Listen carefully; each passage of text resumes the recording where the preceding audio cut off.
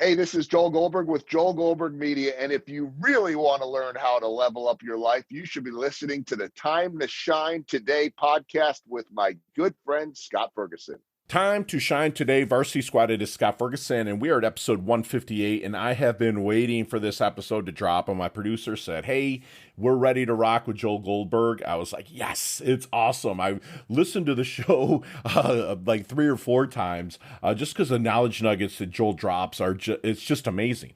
He is the commentator for my second favorite team in Major League Baseball behind the Detroit Tigers, the Kansas City Royals. I always say my 2 favorite players in the world are George Brett and Gary Carter. So, I mean, it's so awesome that he's around that organization that went kind of from cellar dwellers to winning the World Series 5 years ago or so. And in 2015, I believe. And Joel carved out time between, like, after a doubleheader to kind of come on and tell us about what he sees in players and what he sees in how they handle failure and how they trust the process. And it's just such a treat. I mean, you have to break out your notebooks. You have to shut off everything else and listen to what Joel's about to share, because I tried to stump him on a few things, but he ran right through me with just answers that blew my mind. And I have pages of notes. So I'm going to shut up. I've been talking way too long. But here comes my really good friend, Joel Goldberg, with Joel Goldberg Media. Let's level up.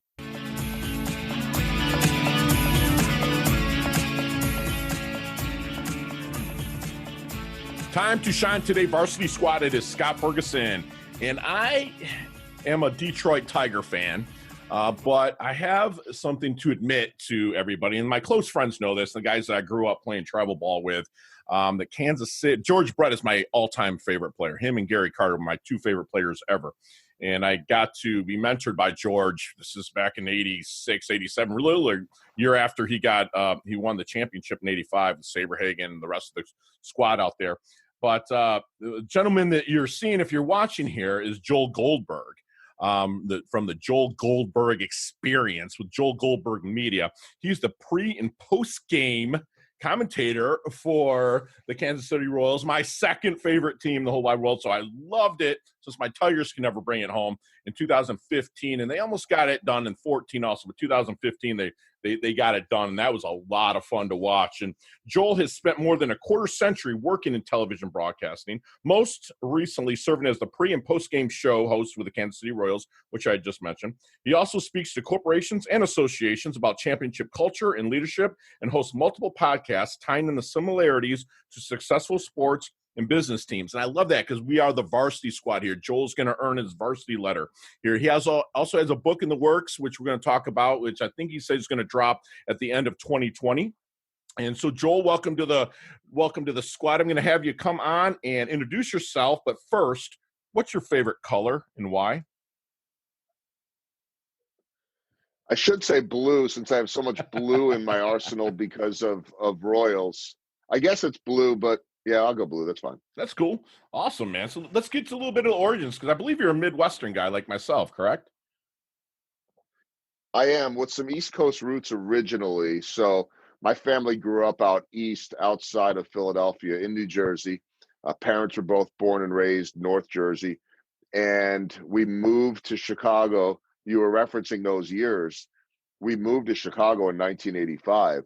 Okay. And so we're talking, what's the math there, 35 years ago. Yes, sir. So, I mean, I've spent the bulk of my life, I was 13 back then, I'm 48. So 35 and 48 years in the Midwest. So I consider myself a Midwesterner. And so, high school, Chicago, went to school at the University of Wisconsin, Madison. That would be my other favorite color, red, Right, okay. Badger red.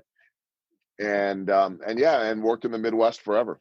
Gotcha. So you were probably there between the years of 90 and 94 in Wisconsin? 90 to 94 for school. And then I worked another 4 years in the state with my first 2 television jobs. So I spent 8 years in the state of Wisconsin, which is kind of like a second home to me. Yeah. I love it. A really good friend of mine, Lee Krieger, played ball from 89 to 93 at University of Wisconsin when they won the Rose Bowl in his senior year. Rose Bowl, that would have been his senior year. Yeah. Yeah. It was awesome. That was That means that he and I graduated the same year. Yes, yes. Awesome, awesome. So let's get into, like, you have the broadcasting experience, Joel. Let's get into becoming a keynoter, and starting to write a book. And tell us a little bit about the Joel Goldberg experience. It was completely accidental, Scott. I'd love to say that it was this master plan, but I think that I was a guy that grew up wanting to do exactly what I'm doing now in terms of broadcasting. Although I would say, growing up really in the 80s, you didn't dream of being the pre and post game show host. There really wasn't such a thing on Right. TV back then. I just knew, really what I dreamed of being was, the anchor on the newscast to do the sports, or maybe a play-by-play guy or something like this. And so I did get into my dream. But the thing is when you're living your dream, you don't really think about a whole lot else. I think that's one of the few pitfalls of actually realizing your dream, is you become very satisfied. So for about 22 years as a broadcaster, I was very happy with what I was doing. And when I wasn't happy, it was just, what's the next step? What's the next job in broadcasting? How can I keep climbing the ladder? But when I got to Kansas City in 2008, I went from being a comfortable salaried employee to being freelance. And that was a good thing, because it essentially meant that I was going to get a year's worth of work and salary, condense it into the 6 months of a baseball season, Wow. do every single game. And then you got this other 6 months to go do what you want. Well, I went searching for other sports to do. And I did some college hockey and some college basketball and some things like that. But what I came to understand was that I had other talents. And I've always spoken to groups. It's part of being a broadcaster. Hey, come out and speak to the Rotary Club. And so I always sort of thought that was part of just community relations, community outreach. Hey, here's what's going on with the baseball team. Thanks for having me. And a couple friends said to me, you should start a business. And I didn't know. I had no clue. What do you mean a business? Okay, start a speaking business. That's a thing? I just thought to be a speaker, you had to be Tony Robbins. And if we could all be so lucky, right? But right. I didn't understand that this was an avenue. And so suddenly I found myself creating a business and having a network and leverage not just the connections I had in sports, but the lessons learned in sports and the access I have, not just to the Royals, but suddenly you're rubbing elbows with the Yankees or the Red Sox or the Tigers or the Cubs or the White Sox or whoever it is. And understanding that to have access to guys like a Joe Madden, or to have access to, you mentioned the Tigers, to a Kirk Gibson, or right now a Ron Gardenhire, or whoever it is, Yeah. that I was talking to these people every single day. And now it became more of a purpose and an opportunity to share those lessons with groups. I love that. And you're in a game, which I played for many, many years, that the failure is imminent. I mean, it's going to happen. So what do you see from these top guys that you've hung out with? Like Kirk Gibson's dad, by the way, was my 7th grade teacher, Michigan, Really? letter from Michigan. Yeah. Cause I'm from Michigan. So yeah, that's funny you brought up Kirk, but what do you see that they use, techniques that they use to kind of level up and push through failure? Cause I mean, you're interviewing guys that go 3 for 4, but then have weeks of going 1 for 5 many days, and sometimes 0 for. So what do you see was their secret sauce really to kind of break through failure? Well, I think there's a few things. One, it's very rare that you see a young guy that can handle that failure. Every now and then you just have a guy that's wired that way. Sure. More times than not, the ones that handle failure best are the veterans that have been around it. And what I see, and there's not a secret sauce, this, Scott. Sure. But some of the common themes that you see are, one, routine. Because when you can trust your routine and understand that what you do to prepare every single day is correct, then you don't panic and start searching for new answers. That doesn't mean that something isn't wrong with your swing, something isn't wrong with your pitching mechanics. What it means is that you could focus specifically on that when you could trust everything else that you're doing is right. This is when I go to the weight room. This is the way I eat. This is when I arrive. This is when and so the best guys I've been around, and I'll name drop the best, would be Albert Pujols. Sure. Just regimented every single day with, this is the routine. I worked in St. Louis before Kansas City. So I was with Pujols from 2001 to 2007. In Kansas City, Alex Gordon is the longest tenured player. He's the only guy that is still there, that was there when I got there in 08. I've never seen a guy that is so, people in the media say, boy, he's in a non-pandemic year. He's impossible to get for an interview. He's not impossible to get. You have to understand when there's a small window, because his day and his time management is so specific and so Wow. detailed. You know that from a military background. Sure. You understand it from the best of leaders, is that they have structure to what they do. I'll share this one last story with you. Sure, In please. terms of dealing with failure. We have a guy on the Royals named Hunter Dozier. The more diehard baseball fans might know that name. Certainly people in the American League Central, Sure. Tiger fans, or Oh, yeah. whoever would know that name. Former first-round draft pick, really kind of came into his own in 2019. And he's a good middle-of-the-lineup hitter, right fielder, wasn't third baseman. Anyway, I said to him last year he was struggling. And I said, how do you deal with that failure? And he said, it's not easy, especially in April, when if you have a bad April, that's the only numbers you have. You have a bad June or July, you as a player know that you're in a slump, but the numbers may not show that on the Jumbotron. So he sits there and says, you're having a bad April, and you step into the batter's box and you look up to the biggest television screen in the world, the Jumbotron or whatever it is, and it shows you and tells you and the whole world how bad you are. Mm-hmm. And that's what you're looking at behind the pitcher. He said, so I do this. He said, at the end of every game, I have a spreadsheet on my computer. I go to my locker and I enter in what I did for that day. Not how many hits, because as you mentioned, to be successful, 3 out of 5 times, 3 out of 6 times, right. You're really good. Really right? good. That's Hall of Fame. 3 out of 10 times means you're failing 70% of the time and you're really good. So you have to be able to understand that. Sure. So what happens when you're successful only 20% of the time? There's such a it's such a game of, it can be a game of luck.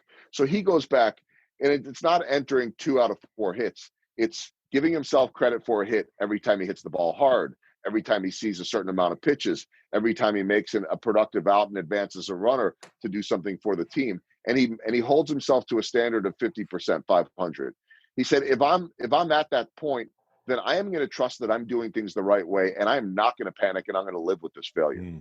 Now, if I'm below that, then maybe I need to reevaluate some things. So the ultimate answer to me here is having a process, which Hunter Dozier does, yes, and trusting that we hear all the time, trust the process. Absolutely. Trusting that process instead of hitting the panic button. Right.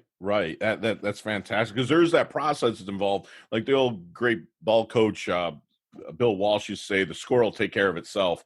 The process, and we say here at Time to Shine today, the people I speak to and we coach is inch by inch, it's a cinch. By the yard, it's started. Everyone's trying to break off way too much more. Well, there's that inch by inch. Thank you for sharing that story. Do you find that, because baseball, a majority of them are Latinos, or they come from the Dominican and Puerto Rico and whatnot. Do you find that they handle failure a little bit better just because their upbringing and how much they already had to go through to get here? Yes and no. Okay. Because here's what I mean by that. I still think that all of us are wired differently. Okay. And so I've seen plenty of Dominican players that are just struggling and are really, I mean, we got the best player, the hands down best athlete on the Royals, and the best athlete that I've had in my 13 years is Adalberto Mondesi, Raul Mondesi's kid. Yes. And on any given day he could be a top 5 player in baseball. Sure. And as we're recording, I mean, power, speed, switch hitter, shortstop, Gold Glove caliber defense, dynamic. I mean, off the charts. And I don't know what's going on this year as of this recording, but something's not right. He just looks lost at the plate. I don't know if there's anything personal, COVID related. He had shoulder surgery, major shoulder surgery last year. Maybe there's tendon. I don't know what it is. But the point is that I've seen all kinds of guys struggle. But to your point, I do think that oftentimes there is a mindset from guys like that said, hey, I'm going to do whatever I can to get off the island. And I am going to change the course of history for my family. And by the way, not everybody coming from the Dominican or Puerto Rico or Venezuela grew up poor. Right, we're true. But a lot of them, you hear the stories, hey, this guy grew up with a successful, with a father who was an executive. But certainly when you hear the stories of kids growing up and, using a broom or bottle caps or whatever it is just to be creative, there is a certain level of resolve from kids that are coming out of the Dominican. And I think a different, not just a different culturally, but a different perspective on life. I do think that is a part of it.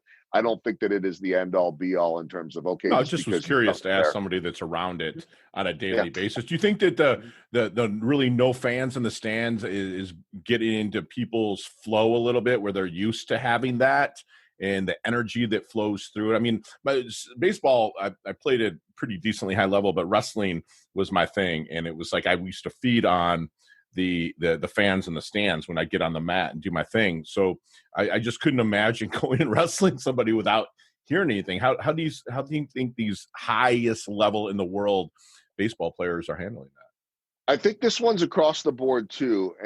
And so for some, you know how sometimes you hear, Scott, certain athletes that'll say, I don't even notice the crowd.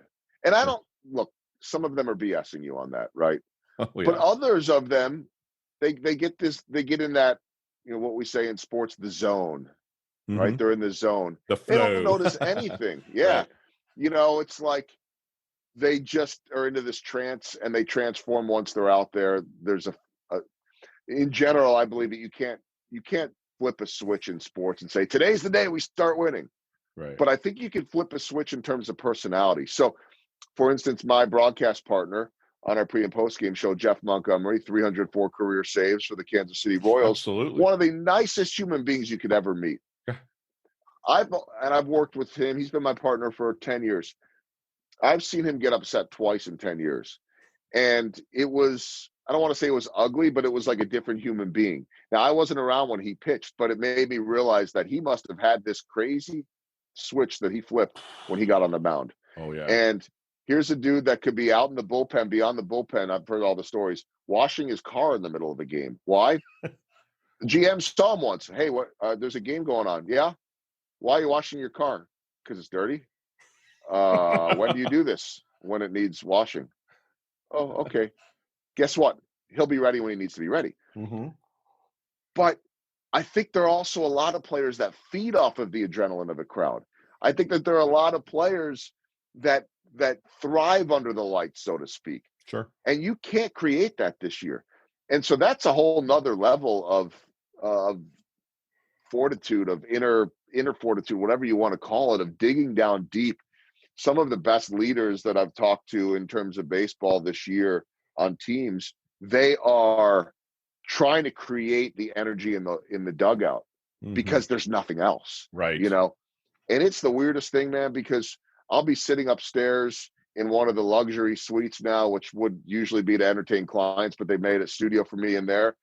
And suddenly, for a home game, and we're doing road games from home too, the Royals will have a big play or a big moment, and I hear this clapping, and I'm looking around. I'm like, "Where's it coming from?" And I looked up, it's coming from the dugout. I hear it.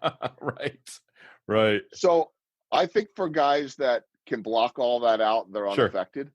But I really do believe that without the crowd, like this feels, I know to a lot of players, minus the big stadiums and the big lights and all that and the upper decks, this feels like rookie ball. Or I was just going to say that, like back in high school playing ball, yes. That's fantastic. Thank you for taking the time to talk about that. So what do you think then, Joel, makes, a great leader?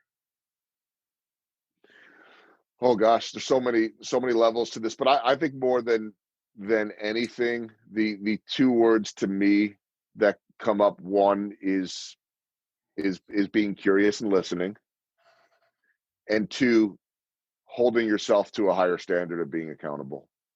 Wow. And so I think that's it. And of course, I don't mean to simplify it, because neither of those are easy skills. But the best leaders I've been around want to hear what everyone else has to say. Yes. Ultimately, they're going to make the decision, but they're going to do so. I remember one of my early years here, the general manager of the Royals, Dayton Moore, who's still their general manager, asked me about a player. Like me, I never played either. Mm-hmm. But it was a guy that I had been with in St. Louis, and he was looking into him, and he trusted me enough to know I wasn't going to suddenly. The Royals were looking at. He said, "Hey, what do you think about this guy?" And I remember it was the first time he'd ever asked me something like that. And I remember thinking, they got 1 million scouts and connections and all that. Why is he asking me?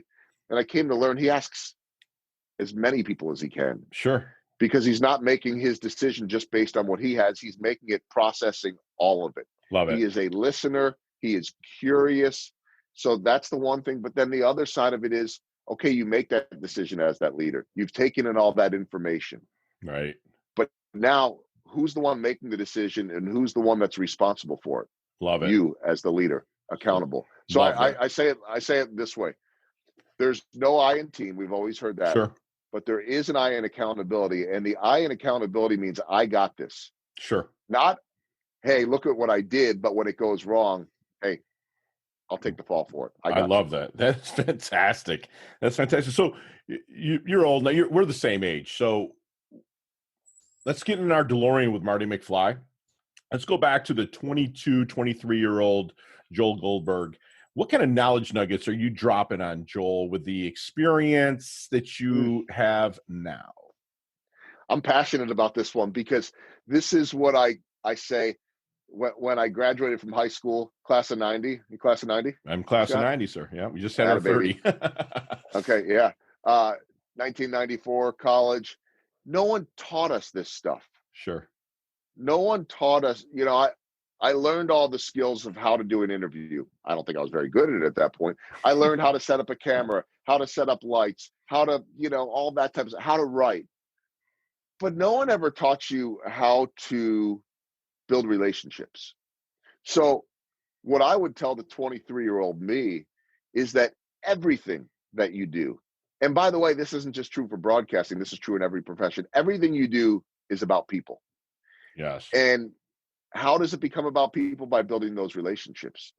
And so what they never taught me, and as I found my way into major league clubhouses, I never knew how to build those relationships. I just was putting these guys on pedestals. One of my favorite stories, my first ever baseball interview was with Mark Grace. You remember Mark Grace? Gracie, yeah. Star first baseman for the Cubs. And I wasn't covering baseball on a regular basis. At that point, I was back in Madison, my second TV job. And I don't remember why, but they sent us to Milwaukee, to County Stadium, I think it was still at the time. I don't think Miller Park was around yet, I don't think. And I don't know why we were there, but I had to do some stuff for the news, and I needed a soundbite. And I was scared. I've never interviewed a baseball player before. And so I walked up to Mark Grace because he's supposed to be the nicest, coolest guy. And I walked up to him and I said, "Hey, Mark, my name is Joel Goldberg. I'm from the NBC TV station in Madison. Do you have a moment?" Or no, I said, "Can I grab you real quick?" And he looks at me, stares me in the eye, and he goes, "You don't touch me." And I'm freaking out like, oh my God, this is not going well. My broadcasting career is going to end. And he looks at me and he goes, and it felt like he waited for a minute. It was probably 3 seconds. He goes, "I'm just messing with you, kid. What do you need?" And I think about that story all the time. He didn't say messing either. And I don't know what the language requirements are on the show. Fucking with you a little bit. Yeah. He goes, "I'm just fucking with you, kid." Great. I go, "Oh, okay." And just want to make sure, and I understood at the time he was just messing with me. What I didn't understand until later was he let me off the hook. So how many of us in whatever business we're in go for coffee for a first time with someone and hand them a contract and say, "Here, let's do this business." Right. Right? You build a relationship. So there are plenty of players that will let you off the hook. But you know what? They're going to give you some simple sound bites. How do I get the best answers? How come nowadays do people say, "Man, these players really look like they have a good time with you. These players really give you great answers"? Is it because I'm a great question asker? I hope I'm a decent at that, but more so I spend more time building the relationship, building the trust, getting to know them on a human level. Sure. And I'll just wrap up this answer with this, and I won't even give you the whole story. It took me 7 years to crack through Albert Pujols. So Albert Pujols didn't give me the Mark Grace treatment. Sure. Every now and then he might say yes, but I was able to turn the page with him in my 7th and final year with him, to the point where to this day, if I call him and say, "Hey, can you help me out?" he'll do it. Sure, anything that you need. But it took, and I asked him this at the end, Scott, a couple of years ago. I said, "Hey, I got to confess, you used to scare the living daylights out of me." And he got embarrassed and he said, "You know what? Everyone wants something from me. And once I trust you, I'll do anything for you." No one ever taught me how to build the relationships and the trust. Love that. You go back and tell him, and hopefully he would listen. I'm sure he would. Hey, Mark, let's talk about your dash, man. I want to know how you want your dash remembered. That little line in between your incarnation date and your expiration date. How do you want Joel Goldberg's dash remembered? You know, I haven't thought about this a ton, but I've thought about it a little bit more recently, just I think with the pivot that I've made with this speaking, because, I think all the time that, and it'd be easy just to say, hey, I want to be remembered as a great broadcaster. And I understand the power of what we do. And I'll put this in military terms for you for this reason. For years, I would have people say to me, "Oh man, how tough is your job? The Royals are in last place, man. I feel bad for you." Like, they pay me to talk about baseball every day. Come on, like, it's not that bad. But here's what started happening, Scott. As social media evolved, I would start to hear from servicemen and women overseas, "Hey, watch the game last night on the American Forces Network. It was so good to watch. That game was amazing." What do you mean it was amazing? We lost 13-0 and there was a 3-hour rain delay. They Right. didn't care. They just wanted a piece of home. And so what I came to understand was that we have an impact and the potential to help people's lives every single day. Right. And so someone sitting in a hospital bed, they don't give a shit about what the score was. Yes, they want their team to win. What they really want to do is stop thinking about how poorly they feel. Boom. Or they're overseas in Iraq or Kuwait and they're saying, "Man, I miss my family." And guys have told me this before. I was just happy to see traffic on the interstate behind the stadium. Sure. It gave me a piece of home. And so I think that from that standpoint and the speaking standpoint, and now the platform I have within a community and charitable work and all of that, is I want to be known not as the former broadcaster. I want to be known as the guy that leveraged the exposure that I had in baseball to make an impact in people's lives. That's awesome you say that, because my mom passed away and from stage 4 brain cancer, but her best times of the day was, they're not together anymore, but watching Mario and Rod, the Tiger announcers, right? They had the falling out, but that's needless to say, but watching Mario and Rod and just listening to them, you know what I'm saying? It was like that took her away for a minute and gave her a really good feeling. I appreciate you saying that. So Joel, what are 3 things you can't live without? Okay. And I'm sorry about your mom too, but you also, and I'll think about you and her in this, that it's a reminder to me every day that 1 30-second hit on TV could put a smile on someone's face or make them think a little bit. And real quick, because I know we're wrapping up too, but I got to go, you mentioned Brett Saberhagen and George Brett. I got to go on a USO tour to Kuwait 2 years ago on September 11th. The only games I'd ever missed except for one for a funeral. So those two, Brett Saberhagen, George Brett, Mike Sweeney, and Reggie Sanders, and me, broadcasting a Royals-White Sox game from a USO building in Kuwait, 15 miles from the Iraqi border, with 200 servicemen and women from 3 to 6 in the morning. Love it. It changed my life. 3 things I can't live without. I can't live without my phone. Should. I would do so much better if I could just get rid of that. Sure. I guess I could live without my computer and my iPad because I could just work off of the phone. So the one will be the phone. 2, I think, would be my Spotify subscription. I listen to a lot of music. Okay, gotcha. And I can get your podcast and all that stuff on there too. But I think that would be the second thing. I'd love just to get away with my music. And I think the third thing would be my family. And love it. That really shouldn't be the third. Obviously, that's the first. But I was thinking feel about, you. Usually I ask that, Joel, with saying, let's remove all electronics out of everything and say it. But, that would have been the first thing, obviously, after the electronics. Like you said, we are winding things down. We still got a few more minutes. I want to get through our lightning round with you, our level up lightning round. You and I can talk 15, 20 minutes on each one of these, but I need you 5-second answer, and all of them can be answered in 5 seconds. You ready? Okay, pressure. Yep. No explanation, just answer. Let's level up here. What's the best leveling up advice you've ever received? It's always about the people. Love that. Share one of your personal habits that contributes to your success.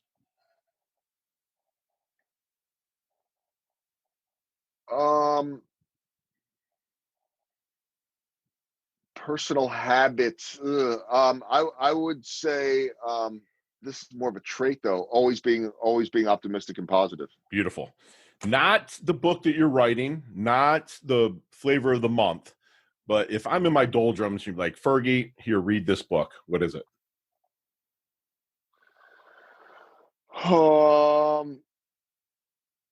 let's go. Okay.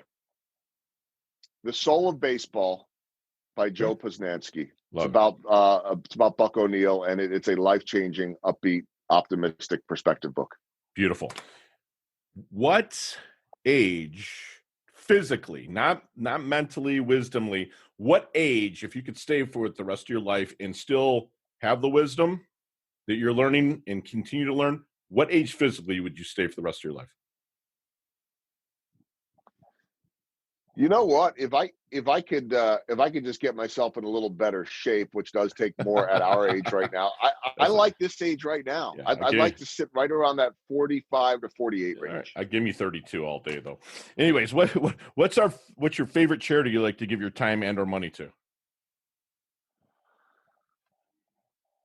There are a lot, but I will say I'm just going to go general on this one because there are a bunch that fall under anything for underprivileged kids, anything for military. Love it. Thank you for saying that.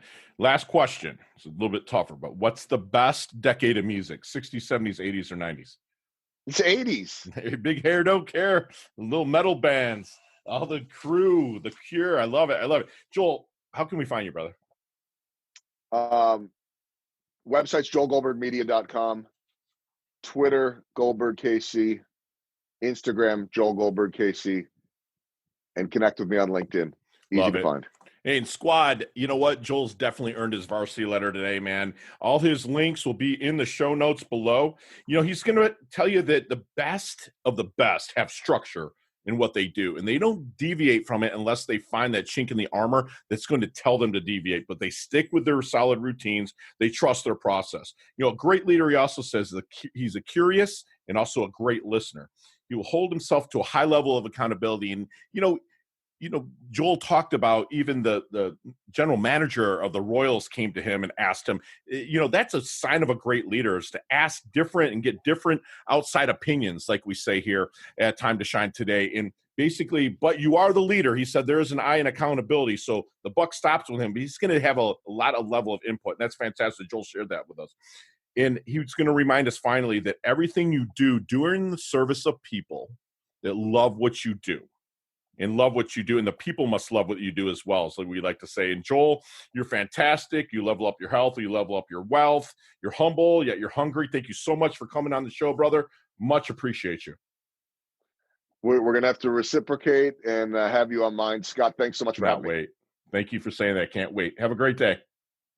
Hey, thanks so much for listening to this episode of Time to Shine Today podcast, proudly brought to you by Sutter & Nugent Real Estate Excellence, who can be reached at 561-249-7266 and online at www.sutterandnugent.com. If you're a business owner or professional who would like to be interviewed on Time to Shine Today, please visit timetoshinetoday.com/guest. If you like this episode, please subscribe on Apple Podcasts, Google Podcasts, Stitcher, Spotify, iHeartRadio, or wherever you get your podcasts. There's a link in the show notes to our website. Also there, you will see our recommended resources. We hope that you will support our show by supporting them. If you like what you've been listening to, it'd be great if you could just give us a 5-star rating and tell your friends how to subscribe while you're at it. I'm your host, Scott Ferguson, and until next time, let's level up. It's our time to shine.